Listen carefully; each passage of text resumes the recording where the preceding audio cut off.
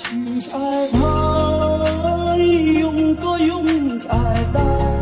រអូនបដូរស្នេហ៍ព្រួលប្រែតាមចិត្តស្រីមានបងម្នាក់គួរទៅ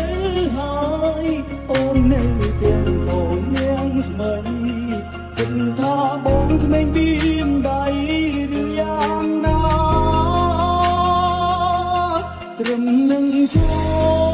លមិនចង់ឈឺជាងនេះមិនអាចទ្រាំទ្រទៀតទេសម្រាប់ស្នួនការទ្រាំមានកំរិតដល់ពេលបងត្រូវដល់ខ្លួនជាងជើងដើរចេញពីអូនក្រែងបានធូរស្បើ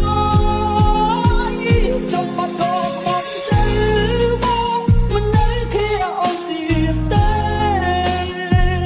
ចំណែកពេលវេលានេះមើលថែខ្លួនឯងវិញម្ដងបើថ្ងៃណាគេបងមិនថ្លៃកុំប្រឡប់ក្រោយណាអូនចេញពីមកលែងត្រូវការអូនហើយ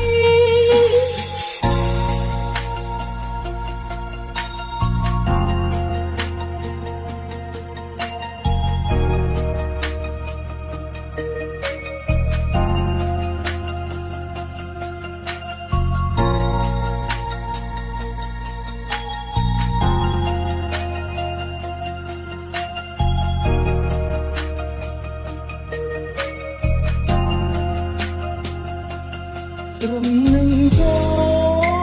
លមិនចង់ឈឺ